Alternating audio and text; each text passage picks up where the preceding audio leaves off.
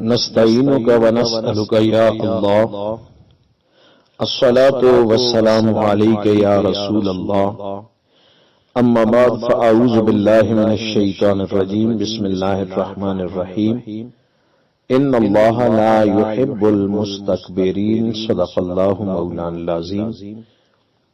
عزیزان محترم، اللہ جل وعلا ارشاد فرماتے ہیں ان اللہ لا يحب المستکبرین، بے شک اللہ تکبر کرنے والوں سے محبت نہیں کرتا ہے۔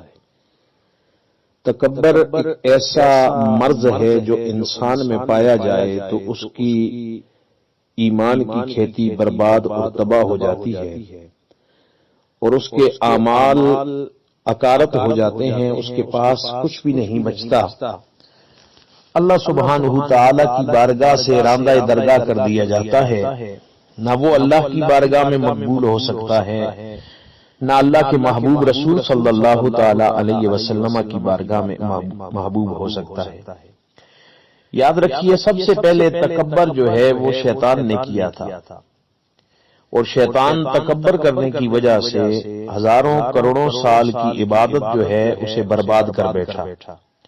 قرآن مجید فرقان حمید سے ہمیں پتہ چلتا ہے، اللہ سبحانہ تعالی نے فرمایا ابا واستکبر وکان من الکافرین، شیطان نے انکار کیا اور تکبر کیا اور کافروں میں سے ہو گیا۔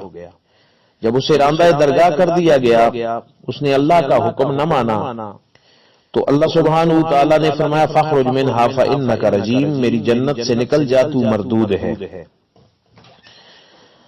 اب وہاں سے راندہ درگاہ کر کے جو اسے نکال دیا گیا تو ہمیشہ کے لیے لعنتی ہو گیا، اور یہی ایک سبب تھا کہ اس نے صدیوں عبادت کی تھی اللہ سبحانہ تعالی کی، لیکن ایک سجدہ جو اس نے تکبر کی وجہ سے نہیں کیا تو اللہ سبحانہ تعالی نے ساری عبادت اس کی برباد فرما دی اور فرمایا تیری عبادت مجھے قبول نہیں ہے۔ گیا شیطان مارا ایک سجدے کے نہ کرنے پر، ہزاروں سال گر سجدے میں سر مارا تو کیا مارا۔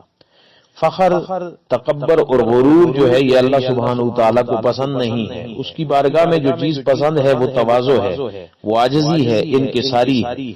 اللہ جل وعلا ارشاد فرماتے ہیں ان اللہ لا يحب من کان محتالا فخورا، بے شک اللہ کسی اترانے والے کو، فخر کرنے والے کو اللہ پسند نہیں فرماتا ہے۔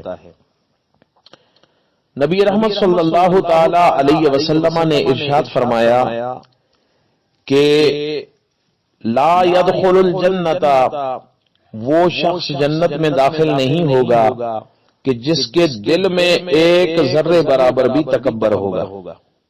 بخاری و مسلم کی یہ حدیث ہے کہ فرمایا جس کے دل میں ایک ذرے برابر بھی تکبر ہے وہ جنت میں داخل نہیں ہو سکتا، حتیٰ کہ جنت کی خوشبو سے بھی محروم کر دیا جائے گا۔ تو کتنی بڑی عظیمت ہے، کتنی